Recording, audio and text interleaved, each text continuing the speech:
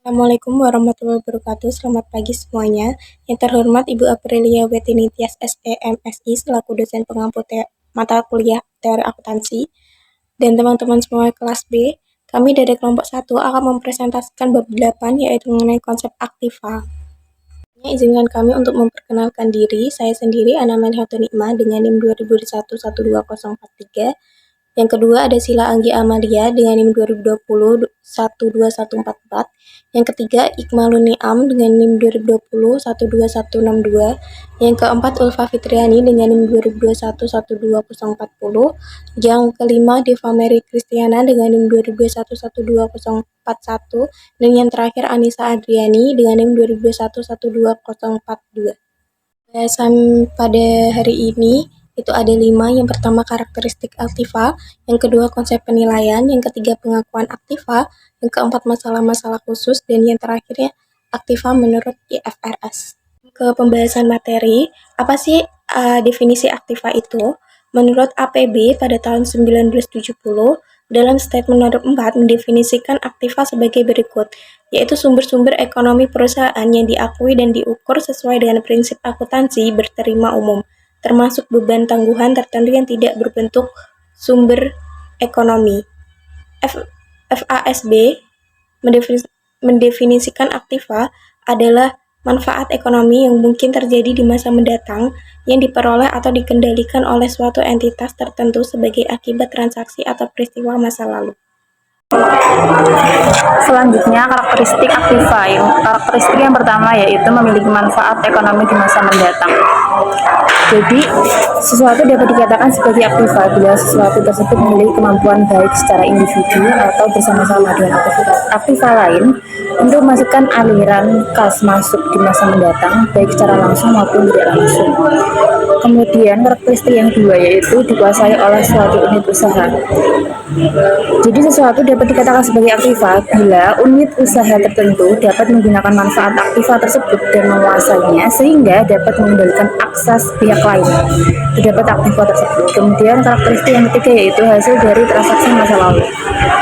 Aktiva tersebut dapat dilakukan apabila terdapat transaksi yang benar-benar terjadi, bukan berasal dari transaksi yang bersifat hipotesis. Selanjutnya ada konsep penilaian. Konsep dan tujuan penilaian aktiva. Penilaian aktiva dalam akuntansi adalah proses penentuan jumlah rupiah untuk menentukan makna ekonomi dari suatu aktiva yang akan disajikan dalam neraca. Konsep penilaian berkaitan dengan masalah penentuan makna yang ingin disampaikan pada pemakai laporan terhadap aktiva yang bersangkutan. Tujuan pengukuran atau penilaian aktiva adalah sebagai berikut. Yang pertama, sebagai salah satu langkah dalam pertukaran laba. Yang kedua, sebagai salah satu langkah dalam proses penyajian posisi keuangan. Yang ketiga, memenuhi kebutuhan informasi yang ingin dicapai dalam laporan keuangan. Yang keempat, ada memenuhi kebutuhan informasi khusus yang memerlukan penilaian untuk kepentingan manajemen. Dasar penilaian aktiva. Penilaian aktiva berkaitan dengan penentuan nilai pertukaran dari aktiva tersebut. Hendrickson 1982 menyebutkan bahwa ada dua jenis nilai pertukaran yang dapat digunakan, yaitu yang pertama nilai keluaran atau output values, yang kedua nilai masukan input values. Dasar penilaian yang dapat digunakan untuk nilai keluaran, yang pertama discounted future cash receipt or service potential. Dasar ini dapat digunakan apabila harapan penerima kas atau setaranya dapat ditaksir cukup pasti dan jangka waktu penerimaan cukup panjang, tetapi saat tanggal pen. Yang kedua, harga keluaran sekarang.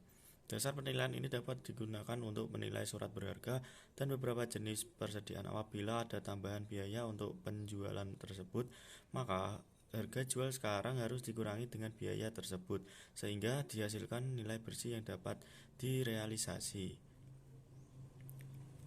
Yang ketiga, nilai setara kas sekarang.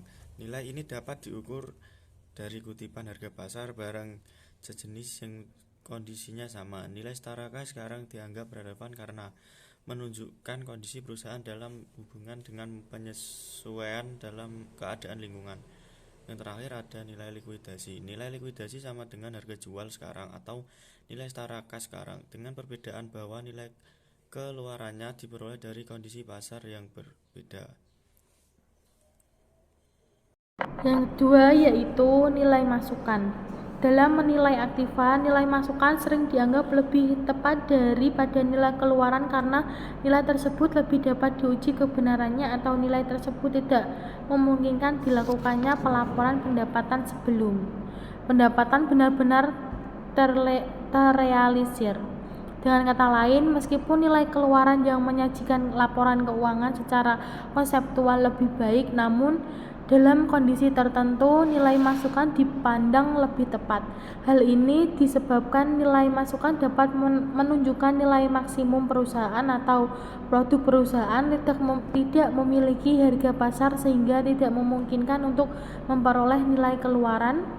Dalam penilaian yang dapat digunakan untuk nilai masukan adalah sebagai berikut. A yaitu cost historis. Cost merupakan harga pertukaran barang dan jasa pada saat terjadinya. Apabila pertukaran menyangkut aktiva non-moneter, harga pertukaran ditentukan oleh nilai wajar pasar aktiva tersebut saat terjadinya pertukaran. Jadi, cost menunjukkan semua pengorbanan ekonomi dalam bentuk unit moneter yang dikeluarkan dalam rangka memperoleh barang atau jasa sampai siap digunakan untuk operasi perusahaan.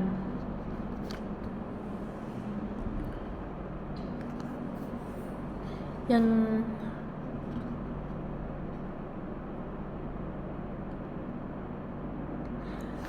Kebaikan utama konsep ini adalah bahwa cost dapat diuji kebenarannya karena merupakan harga kesepakatan antara pembeli dan penjual dapat kondisi yang bebas. Kelemahannya yaitu cost historis tidak menunjukkan adanya pengukuhan untung atau rugi pada periode tertentu yang benar-benar terjadi.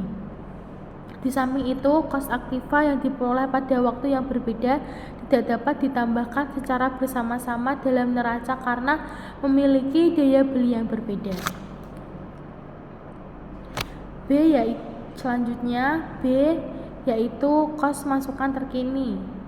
Cost masukan terkini menunjukkan harga pertukaran yang harus dikorbankan pada sekarang untuk memperoleh aktiva yang sejenis dalam kondisi yang sama. Cost masukan terkini menjadi dasar penilaian yang penting terutama dalam penyajian informasi yang menunjukkan pengaruh inflasi terhadap prestasi perusahaan.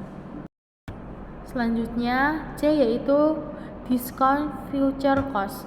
Dasar penilaian ini menunjukkan nilai sekarang pengorbanan ekonomi di masa mendatang seandainya potensi jasa tertentu diperoleh sekaligus pada saat sekarang.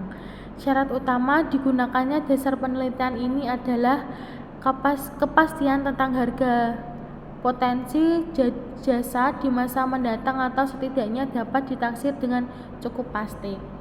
Cost aktiva berwujud pada menggunakan dasar penilaian ini dengan kelemahannya yaitu sama dengan cost historis dan discount future service potential. Dia yaitu standard cost. Cost standar menunjukkan cost sekarang dalam kondisi perusahaan berpotensi pada tingkat efisiensi dan kapasitas produksi normal. Dalam penerapannya, dasar ini dimaksud untuk menghilangkan faktor efisiensi. Kelemahannya dalam standar cost yaitu terletak pada jenis cost standar yang digunakan cara untuk menerapkannya. Pemakaian dasar ini pada akhirnya akan menyebabkan aktiva dinilai terlalu rendah karena adanya usaha untuk mengeluarkan cost yang berasal dari efisiensi dan kapasitas menganggur. Selanjutnya yaitu pengertian dan kriteria pengakuan aktiva. Pengakuan merupakan pencatatan suatu jumlah rupiah ke dalam struktur akuntansi atau sistem pembukuan sehingga jumlah tersebut pada akhirnya akan mempengaruhi posisi keuangan dan hasil usaha perusahaan. Kriteria pengakuan aktiva menurut FASB tahun 1984 dalam Statement of Financial Accounting Concept. Nomor 5. Yang pertama yaitu definisi atau definition, yaitu suatu pos akan masuk dalam struktur akuntansi apabila memenuhi definisi elemen laporan keuangan. Yang kedua yaitu keterukuran atau measurability, yaitu suatu pos harus memiliki makna tertentu yang relevan dan dapat diukur jumlahnya dengan reliabilitas yang tinggi. Yang ketiga yaitu relevansi atau relevance, yaitu informasi yang terdapat atau terkandung dalam proses tersebut memiliki kemampuan untuk membantu suatu perbedaan dalam keputusan yang diambil pemakai laporan keuangan. Yang keempat yaitu reliabilitas atau reliability, yaitu informasi yang dihasilkan harus sesuai dengan keadaan yang digambarkan atau direpresentasikan, dapat diuji kebenarannya atau variable dan netral. Dalam praktik ada beberapa pos yang memenuhi kriteria definisi tetapi tidak dicatat dalam struktur akuntansi. Misalnya sumber daya manusia, karyawan pada umumnya memberikan manfaat ekonomi atau potensi jasa di masa mendatang yang diperoleh dalam perusahaan dan berasal dari transaksi masa lalu. Jelas bahwa sumber daya manusia memenuhi kriteria sebagai aktiva, tetapi tidak dicatat dalam pembukuan karena sulit mengukur nilai karyawan.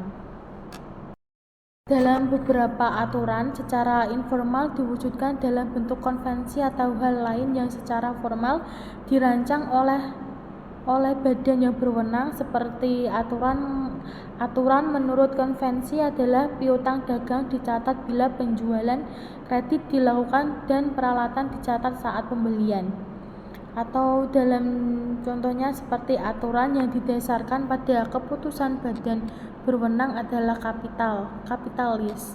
Dalam SFAS nomor 13 Accounting for Leases disebut bahwa kapitalisasi lease atau sewa guna usaha hanya dilakukan bila salah satu lebih kriteria berikut ini dipenuhi. Yang pertama yaitu adanya transfer hak milik kepada pembeli.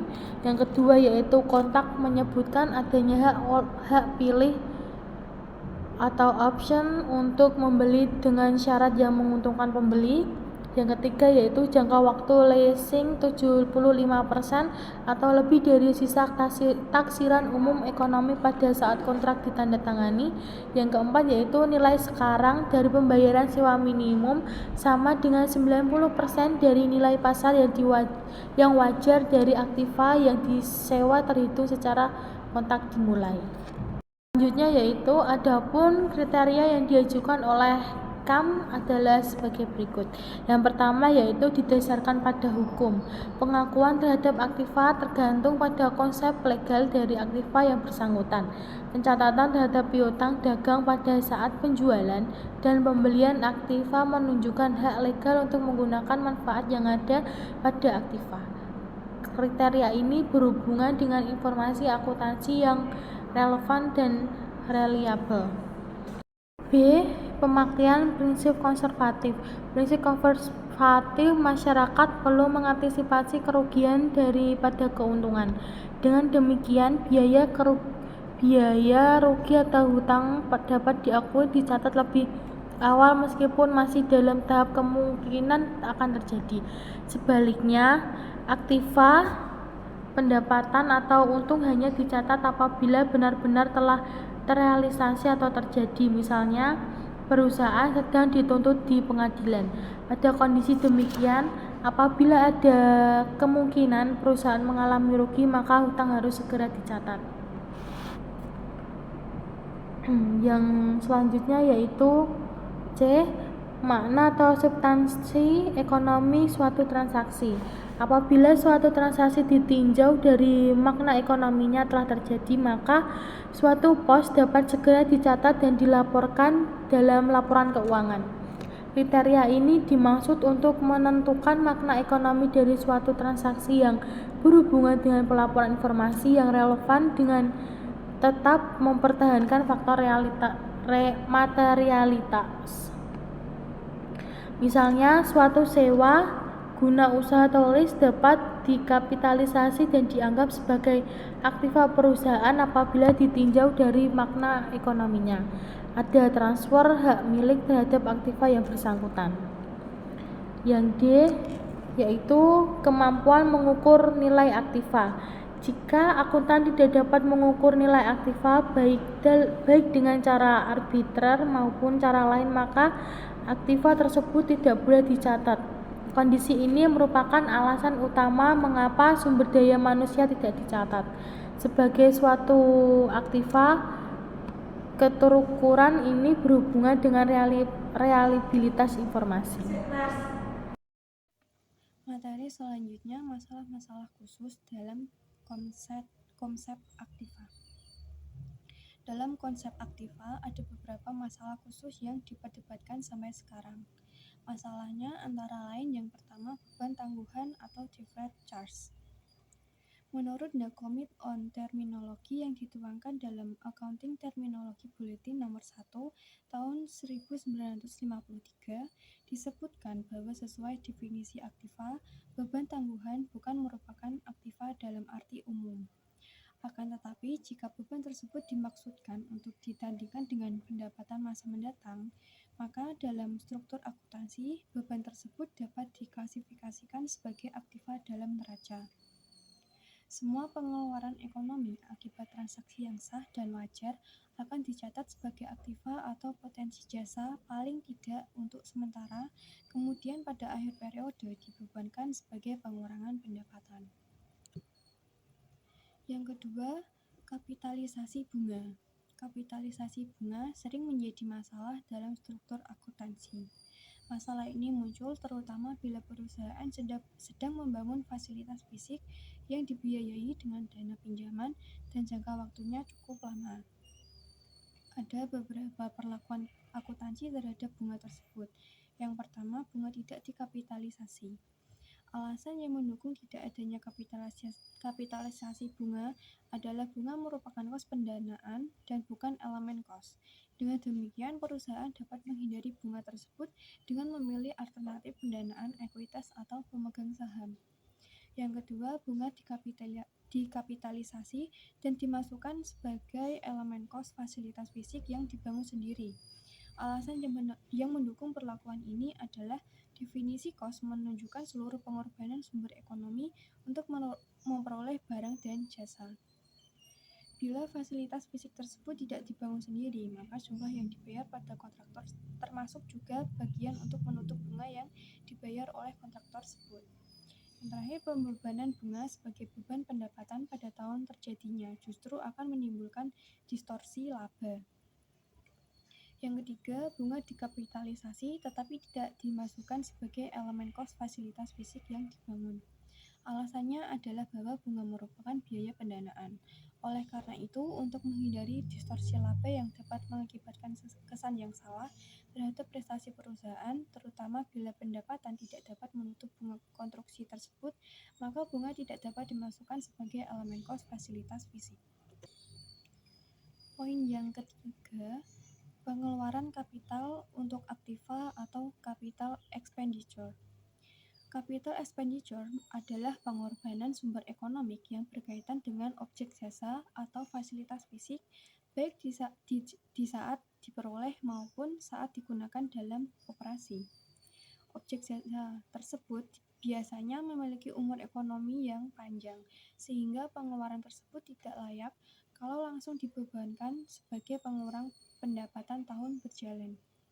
Masalah yang perlu dipecahkan adalah menentukan kapan suatu pengorbanan ekonomi dianggap sebagai pengeluaran kapital, sehingga memungkinkan untuk dilakukan kapitalisasi.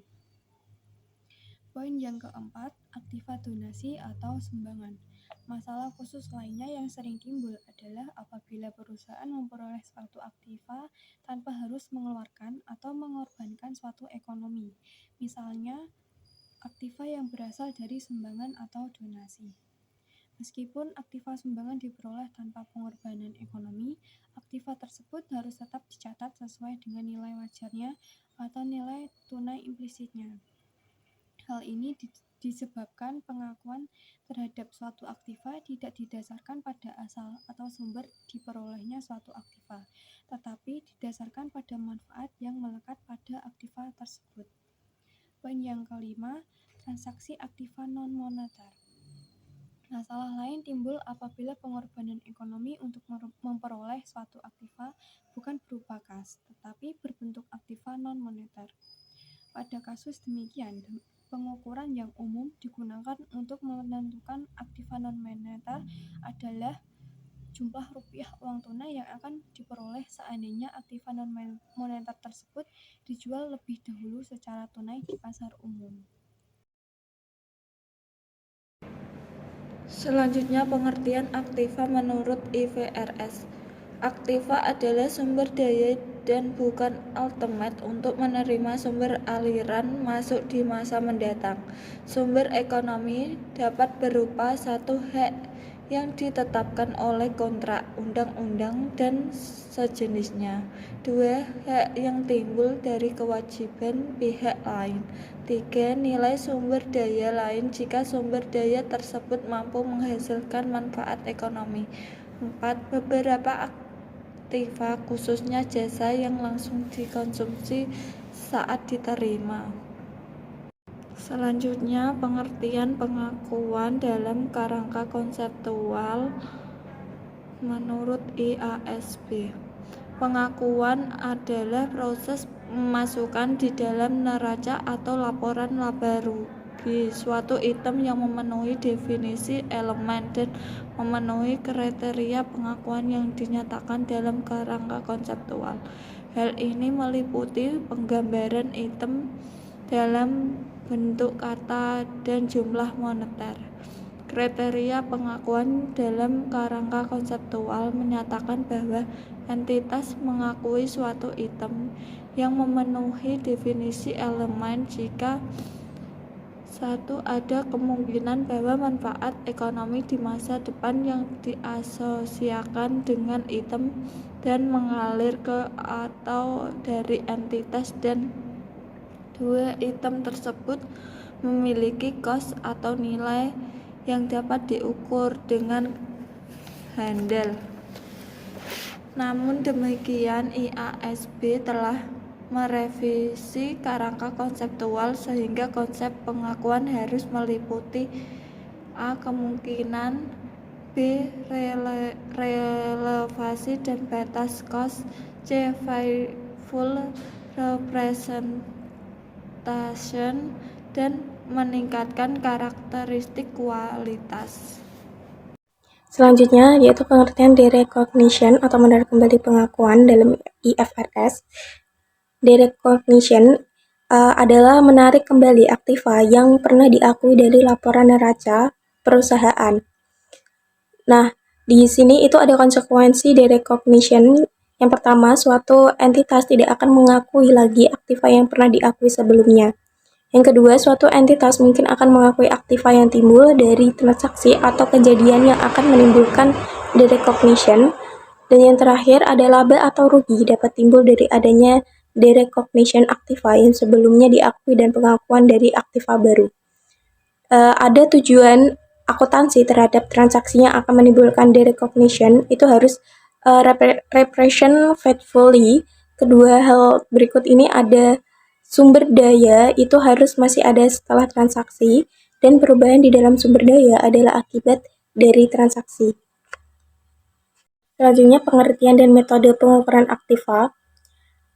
Pengukuran menurut IFRS adalah proses menentukan jumlah yang akan dimasukkan di dalam laporan keuangan. Nah, IASB memberikan 3 metode pengukuran aktiva, yaitu cost base, yang kedua current market price, yang ketiga cash flow base. Definisi cost dalam IAS 16 tentang property, plant and equipment, IAS 38 tentang intangible asset, dan IAS 40 tentang investment property adalah jumlah kas atau equivalent kas yang dibayarkan atau nilai wajar atau fair value yang digunakan untuk memperoleh aktiva tersebut pada saat diperoleh atau dibangun. Nah, pengakuan awal cost aktiva harus disesuaikan sepanjang waktu dalam berbagai cara, Yang pertama depresiasi atau amortisasi, yang kedua bunga akrual, accession of discount atau amortisasi premium, dan impairment aktiva. Selanjutnya current market price yang termasuk fair value mendefinisikan bahwa harga yang akan diterima untuk menjual aktiva pada transaksi yang adil antara partisipan pasar pada tanggal pengukuran fair value yang didefinisikan dalam IFRS 13 adalah exit price. Nah, exit price sangat relevan jika aktiva tersebut diperoleh untuk tujuan dijual kembali karena exit price akan mencerminkan hasil yang diperoleh saat dijual. Pengukuran dasar aliran kas lainnya, di sini ada beberapa pengukuran yang digunakan oleh IFRS, bukan cost base maupun market price, tetapi didasarkan estimasi aliran kas mendatang. Nah, estimasi aliran kas mendatang ini digunakan untuk yang pertama, impairment aktiva keuangan, piutang list, yang kedua, impairment aktiva non-keuangan, yang ketiga, net realizable value persediaan, yang keempat, deferred tax aktiva. Nah, pengukuran aliran kas mendatang itu digunakan jika yang pertama, cost atau current market price tidak memberikan informasi yang cukup relevan. Yang kedua, tidak ada cost atau penerimaan dari item yang akan diukur. Yang ketiga, current market price sangat sulit atau terlalu mahal untuk mendapatkannya. Adalah penjelasan dari presentasi kami. Jika ada pertanyaan, bisa menulis di kolom komentar. Sekian dari kami. Jika ada salah kata maupun perbuatan, mohon dimaafkan. Terima kasih. Wassalamualaikum warahmatullahi wabarakatuh.